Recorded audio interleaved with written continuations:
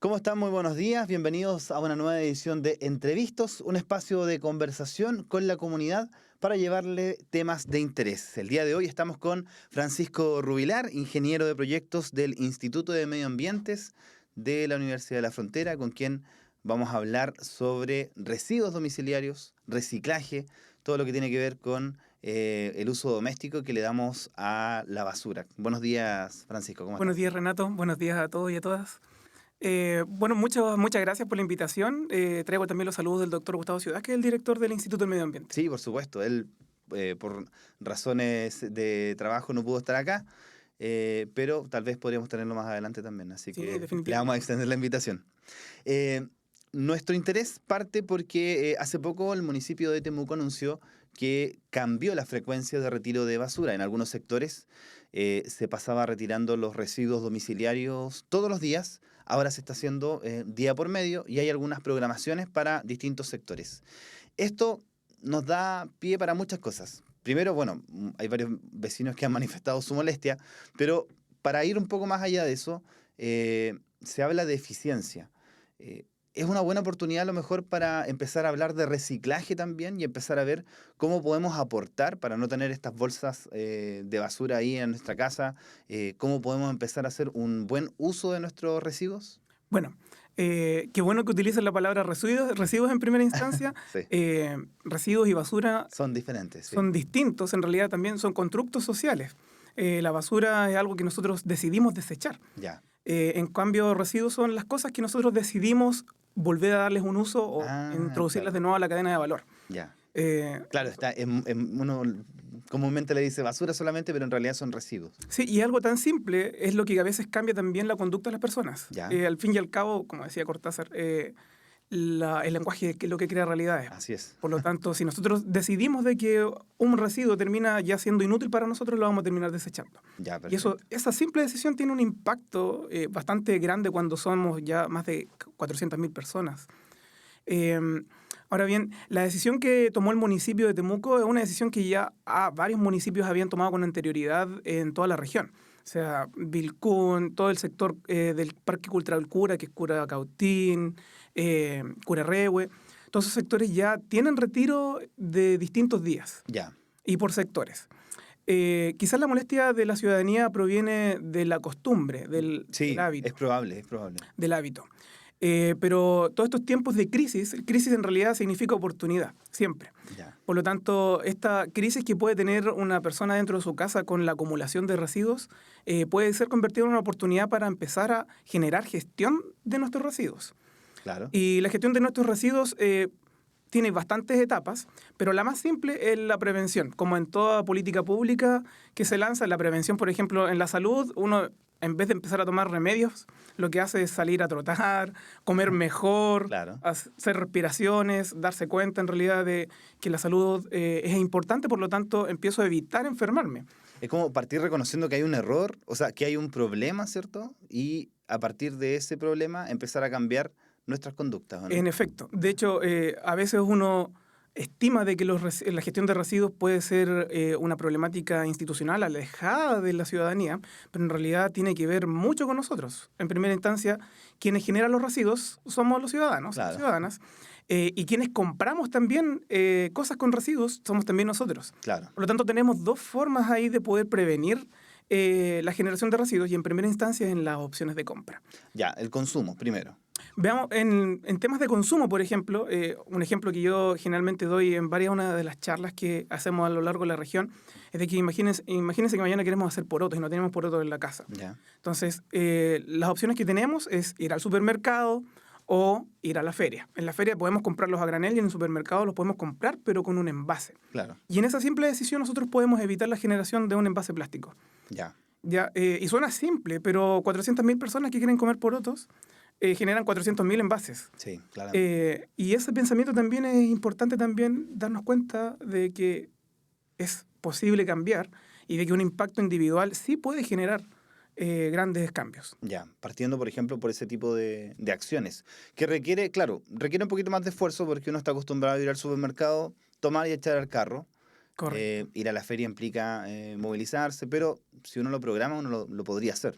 Sí, bueno, y generalmente las consideraciones que nos dice la gente en los talleres, en todas las comunas, es que estoy acostumbrado, me da flojera, y generalmente el argumento que más se repite es la flojera. Claro, Es que en realidad es mucho trabajo para mí. Eh, y definitivamente yo estoy de acuerdo con eso, porque cuando uno está habituado a hacer algo, claramente es difícil cambiar, porque estamos hablando no solamente de que yo lo he hecho toda la vida, sino que mis padres y mis madres lo han hecho toda la vida, mis abuelos, claro. todo mi contexto que abunda alrededor mío es lo que al fin y al cabo me induce a conseguir ese hábito. Por lo Claro. tanto, cambiarlo es también remar contra la corriente dentro de mi casa, dentro de mi familia, dentro de la sociedad en la que nosotros también estamos inmersos. Claro, ahí partimos de nuevo a la conciencia. Hay que tener conciencia y estar pendiente de esto. Pero en el supermercado también se genera un problema con las bolsas la típica bolsa del pan, cuando uno compra fruta o verdura. Porque, claro, si uno echa 1 kilo de naranja o 1 kilo de tomate, tiene que echarlo en la bolsa. Pero cuando echas un tomate o una palta o una naranja, por lo general tomar una bolsa, esa bolsa finalmente tiene una vida útil muy corta porque es empaquetarla, llevarla al auto, llega a tu Claro. casa y esa bolsa se va a la basura. Claro, dentro de esos aspectos, si uno lleva pocos productos, yo lo que generalmente hago, aunque el supermercado se enoje, o las personas que trabajan en el supermercado se enojen, es ir sin la bolsa solamente. Claro, Y algunas personas desconfían, pero el trabajo de la disminución en la generación de residuos no solamente implica al ciudadano. Tenemos responsabilidad, pero hay 3 patitas en la sociedad que funcionan y una de ellas es las empresas. Por lo tanto, las empresas también deben adaptarse a los nuevos paradigmas ambientales que hay y tienen que empezar a aceptar de que las personas pueden no tomar su bolsa para agarrar sus productos y llevárselos de esa forma. claro, En cuanto a la institucionalidad, bueno, hace falta un poco más de fiscalización en esos aspectos ya, o de motivación. Generalmente estamos acostumbrados al garrote más que al incentivo. En este caso, la institucionalidad debería encargarse de incentivar a locales, no solamente supermercados, sino que locatarios pequeños, a dejar de utilizar bolsas, porque también hay personas que tienen sus negocios chicos y siguen entregando bolsas. claro, estas bolsas que fueron eliminadas de los supermercados y del retail, pero que se siguen entregando en algunos comercios minoristas. Sí, Hay una cantidad que lo limita, creo, ¿no? Creo que eh, son 2 o 3 bolsas, 3 bolsas. una cosa así. Sí. Bueno, también varias de las consideraciones que nos dicen es de que qué impacto tiene en realidad de que nosotros disminuyamos las bolsas. Si hay un montón de otras industrias que contaminan, etcétera. Yo siempre les menciono que hay que separar en esos aspectos que el impacto que nosotros podemos generar en los residuos es mayor que el que podemos generar en cualquier otra componente ambiental. Claro, Más del 70% de los residuos que se generan a nivel nacional son municipales, que son al fin y al cabo domiciliarios. ya, O sea, es la componente ambiental en la que nosotros sí, como ciudadanos y ciudadanas, podemos influir, ya. Es ahí donde nosotros podemos hacer la diferencia. definitivamente. Una consulta, la bolsa reciclable que ocupamos en los supermercados, que es la típica de TNT, hay otros materiales que son plásticos, ¿contamina también? O sea, si ¿Se nosotros bota? desechamos esa bolsa, claramente va a contaminar. Ya, O sea, cualquier externalidad, cualquier objeto que nosotros desechemos sin un control alguno va a generar un problema, ya. siempre. Entonces, bueno, este material, por ejemplo, las bolsas de feria también, que son de saco, eso también está hecho de plástico. La idea es entonces utilizarla, reutilizarla muchas veces y Sí, o no... sea, no... he visto que incluso en mi familia se empezaron a comprar muchas de estas bolsas porque no se llevaban de vuelta al Claro. supermercado. Entonces al final uno terminaba con una cantidad Típico de que uno bolsas, llega al supermercado... sin una la bolsa de bolsas. Eso hay que evitarlo. También es un cambio cultural, Sí. también es un cambio de hábitos y eso también hay que propenderlo. En todas las casas hay una bolsa de bolsa. O por lo menos lo había antes. O Era una más manga de bolsa. también. Las mamás empezaron a inventar artículos para poder poner las bolsas Sí, definitivamente. A mí cuando se me rompían las camisas en el colegio, utilizaba la manga de la camisa para poder también para guardar las dejar bolsas. El consumo entonces es una forma de prevenir. Exacto. ¿Cuál sería la otra? Bueno, las decisiones de compra, que son el consumo, y la otra, ya pasaríamos a otro tipo de jerarquía, que es la reutilización. Ya, ¿Ya? En la reutilización, si bien nosotros podemos prevenir la generación de residuos, también podemos mitigar la generación de residuos. ya, En esos aspectos es lo que nosotros como ciudadanos y ciudadanas, sin acceso a tecnologías grandes, podemos hacer. ya. Reutilizar un lápiz, reutilizar una botella una y otra vez para poder beber agua o para hacer un macetero. Eso lo hablamos como lo tratamos como reutilización. Se refiere al fin y al cabo entonces como a la transformación mecánica, física de algo, Ya, sin intervención de otros agentes como químicos, como el calor o como también biológico, que podemos hablar un poquito más adelante del compostaje. Eso es reutilización. Y generalmente las personas se tratan el tema como si hicieran reciclaje. ya, ¿Ya? Y el reciclaje en realidad es un proceso un poco más complejo que requiere, en primera instancia, tecnología e inversión de energía. ya, Por ejemplo, una botella PET se puede reutilizar y se transforma en un llavero, en un arito. Pero se recicla, por ejemplo, derritiéndola. Y ahí ya tenemos una inversión de calor. ya, Se derrite y se vuelve a moldear en otra cosa totalmente distinta. E incluso se pueden cambiar sus propiedades físicas y sus propiedades térmicas. ya. ¿Ya? Por lo tanto, si bien todavía es aceptable que se utilice el término de reciclaje como la reutilización, debemos empezar a diferenciarlas. Ya, son dos cosas diferentes entonces. Reutilización es algo que podemos hacer de forma casi orgánica, digamos, ¿cierto? El tomar una botella, lavarla, llenarla con agua y usarla para Correcto. otro día. Se puede hacer hielo, se puede dejar para poder llevarla en los coolers, ¿cierto? Claro, es En vez cambiar de la usar esto, funcionalidad. claro, es finalmente eso. Congela agua en esas botellas y la ocupa para poder mantener las bebidas Bebida. frías. Sí. Ya, eso sería reutilizar. Eso sería reutilizar. Bueno, y ya cuando hablamos de reciclaje, la única opción viable y fácil de ocupar en la casa de reciclaje es el compostaje. Ya, y ahí vamos solamente a material orgánico. Y orgánico vegetal. Orgánico. Orgánico vegetal. Se puede, sí, varias veces nos preguntan, ¿se puede compostar las fecas animales? Por supuesto, se pueden hacer, pero no combinadas con los elementos vegetales. Ya. Porque los organismos que compostan son bacterias, hongos, que son invisibles a nuestros ojos, pero que sin embargo son distintos en las fecas animales y son distintos en los vegetales. Ya. Lo mismo pasa con la carne, ¿no? La carne no se debería compostar. Para nada, tampoco los productos elaborados, por ejemplo, el pan, los tallarines, el arroz cocido, nada de lo que esté elaborado y que esté, por ejemplo, con aceites, ácidos grasos o cualquier otro producto, levadura, que como lo que hacen generalmente los carbohidratos, nada de eso se puede utilizar para el compostaje. Ya, mira, si lo llevamos al ámbito diario, porque yo estoy seguro que muchas personas, yo creo que todos hemos escuchado hablar de reciclaje desde hace mucho tiempo, pero pocos lo ponen en práctica. Entonces, ¿cómo poder hacerle la tarea más fácil a las personas que nos ven, que nos escuchan? Tal vez partir por reciclar lo orgánico o juntar todas las botellas de PET en alguna parte, lavarlas, llevarlas luego a un punto limpio. Sí, definitivamente, la forma de cambiar hábitos es siempre con un beneficio propio. Ya. ¿Ya? El beneficio propio inherentemente va a traer un beneficio colectivo en estos aspectos. Ya. ¿Ya? Y lo mejor es empezar a separar los residuos orgánicos de los residuos no orgánicos. Ya. ¿Ya? Dícese los residuos orgánicos, todo lo que hubiese tenido vida antes. Ya. O ¿Ya? sea, eso, Vegetales, carne. ¿Ya? Y todo el resto son los papeles, los vidrios, las latas, etc. Todo lo que no haya tenido vida antes es inorgánico. Eso hay que también hacer la salvedad porque a veces se tiende a confundir. sí, claramente. Bueno, en esos aspectos, si uno separa lo orgánico de lo inorgánico, en primera instancia, ya las cosas que están en lo inorgánico no van a dar asco tomarlas. Ya. O sea, ¿por qué nos da asco meter la mano en la bolsa de basuras? Porque está todo revuelto, Claro. ¿ya? Y por lo tanto, al hacer esa simple opción de separar los residuos en el origen, que ese es el concepto que se utiliza mucho en la normativa, es el concepto que también se utiliza de repente también en los medios de comunicación, es la separación en el origen, implica que yo evite desarmar la cadena de valor de estos productos. Ya. ¿Ya? Eso implica entonces de que el vidrio, que como ya no está sucio, lo puedo reutilizar. El plástico que ya no está sucio con líquidos, con materia orgánica, con fecas incluso humanas, también lo puedo reutilizar. Ya. Y el tema del orgánico es sencillo. Uno de repente piensa el compostaje, lo que hacían mis abuelitos, el tatarabuelo, etcétera, etcétera, Claro. en la tierra, se va a hacer inherentemente. O sea, si yo no lo manejo, igual en el vertedero va a generarse compostaje, entre comillas, pero sin control. Entonces, lo que nosotros hacemos con la técnica de compostaje es tratar los residuos, pero de una forma controlada, para obtener además un beneficio. Bueno, no solamente un beneficio, sino que varios. Los más importantes, en primera instancia, es la reducción de los residuos. Ya. ¿Ya? Se disminuye entonces la bolsa que saco A día la por medio. mitad, y se reduce a la mitad. Y de hecho dejaría de emitir malos olores también. ¿Deja de emitir malos olores?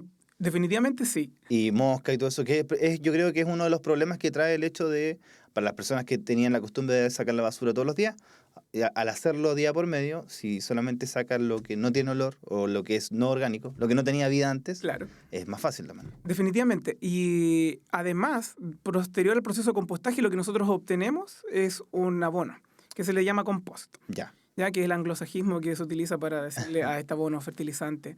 Y este compost está probadísimo en que se puede utilizar para las huertas urbanas, en caso que uno tenga un predio, también lo puede utilizar en el predio. Pero generalmente, yo no tengo predios, pero sí tengo un jardín. Claro. En el jardín se utilizan para las plantitas, para las huertas. Claro, para los maceteros también. Sí, y esto apoya algo trascendental que se dejó de utilizar antes, que antes en todas las casas, por el espacio que tenían también, se tenía una huerta en donde la gente sacaba el orégano, la albahaca, Claro. los porotos, guía. Era muy común en las casas de la abuela, Las o de alguna tía por ahí. Y todas las personas utilizaban este proceso antes. Lo que nosotros ahora tenemos con espacios reducidos es que podemos generarlo utilizando el volumen de la altura. Ya. Por ejemplo, siempre me preguntan, pero en departamentos, ¿cómo podemos hacer compostaje? Claro, es complicado, ¿no? Sí, no es complicado, Ya. es desconocido. Ah, En esos ya. aspectos lo que uno puede hacer es con tarritos de pintura reciclados también, colocarlos 3, uno sobre otro, ¿Ya? en donde en el primero uno coloca los residuos maduros, en el del medio los que ya están viejitos, y en el de abajo van a caer los líquidos. Ya. Y en el compostaje uno tiene que cuidar 3 variables súper importantes, o 3 parámetros súper importantes, que es la humedad, la temperatura y la aireación. Ya. ¿Ya? ¿A qué se refiere la aireación? Bueno, los bichitos, las bacterias que están dentro de nuestra compostera también están vivas. Y todos los seres vivos, nosotros humanos estamos vivos, Hay que respirar. tenemos que respirar. Necesitamos también agua, necesitamos calor, ya que en este caso el calor nos lo otorga el sol, y necesitamos comida. La comida en este caso para las bacterias vienen siendo los residuos vegetales. Ya. Ya, la aireación nosotros se la damos solo revolviendo. Y generalmente, para que sea más fácil de recordar, nosotros propendemos la regla de 3. Cada 3 días durante 3 minutos. O sea, durante 3 minutos, cada 3 días yo revuelvo la compostera. Ya. ¿Y por qué utilizamos la regla de 3? Porque el 3 es un número más fácil de recordar a nivel psicológico. Claro.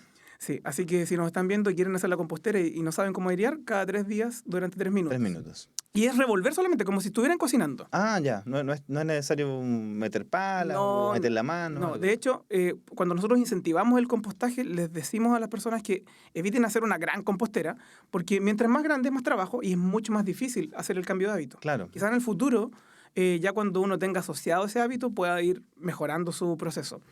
Pero todos los cambios de a poco, para no desincentivarnos. ¿Y cómo podemos partir con una compostera casera, pero muy doméstica? O sea, hoy día, por ejemplo, voy a llegar a mi casa, voy a separar lo orgánico de lo inorgánico y obviamente dejando de lado la carne y todos los productos cárnicos, voy a poder llevar eso a una compostera. Pero, ¿cómo parto?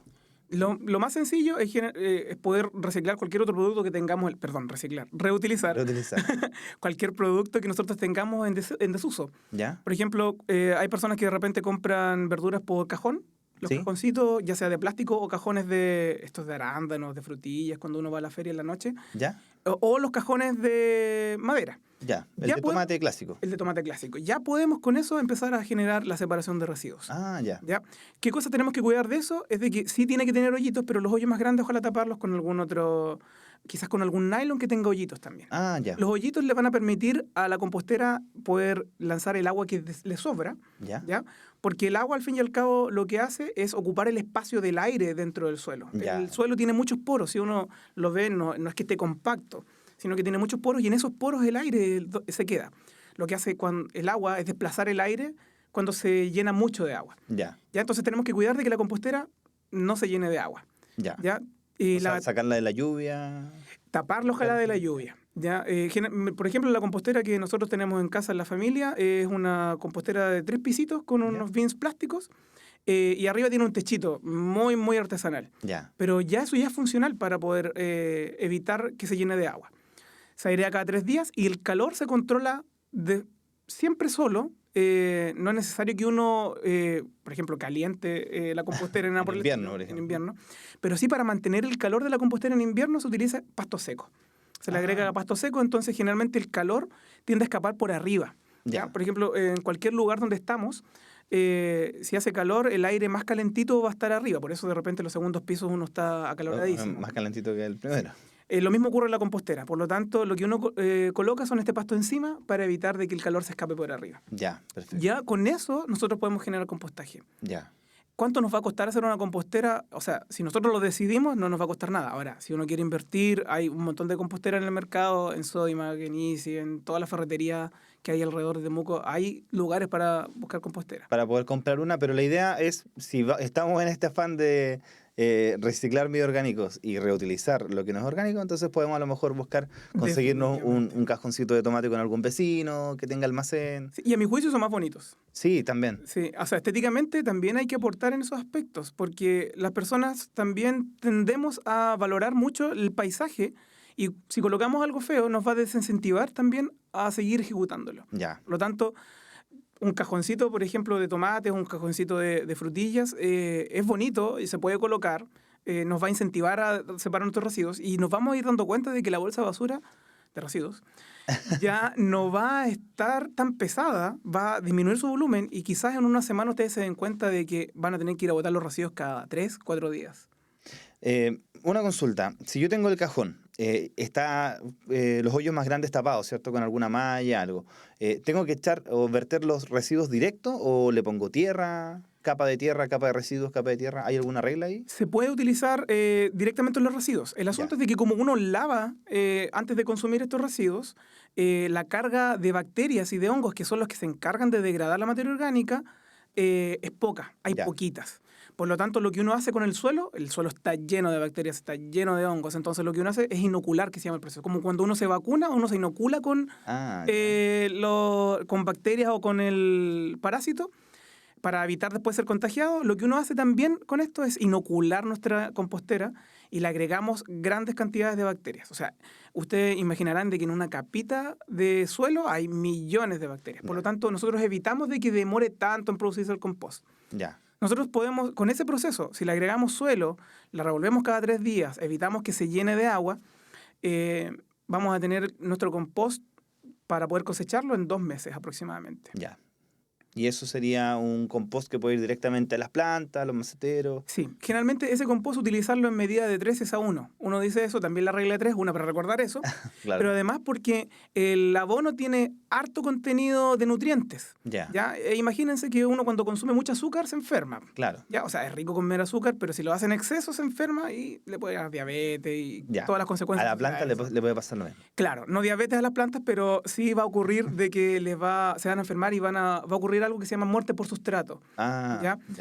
Y la planta va a empezar a decaer porque tiene mucho alimento. Ya, todo en exceso es malo entonces también. En efecto. El Instituto de Medio Ambiente de la Universidad de la Frontera realiza talleres, realiza cursos, está abierto a la comunidad para que nosotros podamos aprender un poco más sobre esto. Definitivamente. Bueno, los talleres que nosotros ejecutamos son un poquito más técnicos, pero están totalmente abiertos a la comunidad. El lenguaje es súper simple que se utiliza. Ya. Y les invitamos a partir de abril, vamos a empezar otra vez a hacer un taller al mes. Ya Todos los meses se van a estar haciendo talleres. También nosotros tenemos un proyecto de compostaje piloto en el campus universitario en donde vamos a invitar a 25 personas inicialmente, después vamos a ir aumentando para que si no pueden realizar compostaje en su casa o les cuesta mucho por espacio o por cualquier otra razón, puedan ir a dejar sus residuos a la universidad. Ya, pero muy bien. Al principio son pocos cupos, son 25 para la totalidad de la población. Claro. Pero eso también implica un incentivo al resto de las instituciones también que abundan en Temuco. Por supuesto. De que puedan también generar sus compostajes pilotos. Imagínense la cantidad de instituciones que hay en la región o en Temuco mismo, Padre de las Casas, es harta. Si cada una de esas instituciones se hace cargo de 25 personas, podríamos generar un impacto interesante. Sí, sería muy interesante hacerlo. Estamos conversando con Francisco Rubilar, ingeniero de proyectos del Instituto de Medio Ambiente de la Universidad de la Frontera. Se nos pasó volando la media hora y ya estamos llegando al final de este programa. Se nos quedaron varios temas pendientes. De hecho, me hubiese gustado hablar un poco sobre el consumo de agua domiciliario, pero yo creo que lo vamos a tener que dejar para otro capítulo. Es bastante interesante el tema luego de este estudio que revela que solamente el 2% del consumo del agua viene a ser potable para los domicilios. Sí, definitivamente hay que pensar en esos aspectos, que si bien las campañas de concientización son positivas, el foco de reducción de agua está en otros aspectos, en otros sectores comerciales. Sí, por supuesto. Una última consulta, el aceite domiciliario. Lo pueden ir a dejar al Instituto del Medio Ambiente. Ya, eso es bueno porque eso no se recicla, ¿cierto? Ni se reutiliza. O sea, se recicla, Ah. pero en la casa es difícil hacerlo. Ya. Ya, por lo tanto, nosotros lo que hacemos es convertir el aceite en un biodiesel. Aceite Claro. siempre estamos recibiendo todo el año. Nosotros abrimos de lunes a sábado de las 7 de la mañana hasta las 21 horas. Así que en ese periodo usted la puede ir a dejar y hacerse cargo del aceite, que es un contaminante bastante grave para las napas subterráneas de agua. Sí, totalmente. Francisco, muchas gracias por estar acá esta mañana. Gracias por la invitación. Te dejamos invitado también para que nos visites más adelante para que podamos seguir hablando de esto, que son temas que son de interés y nosotros como comunidad tenemos que hacernos cargo también a nivel doméstico de los residuos, la reutilización y también el consumo a la hora de comprar y ver cómo esto impacta al medio ambiente. Que así sea. Muchas gracias también a todos ustedes que están en sintonía. Recuerde que puede revisar esta y otras entrevistas en nuestra página web ufromedios.cl. Muchas gracias, buenos días.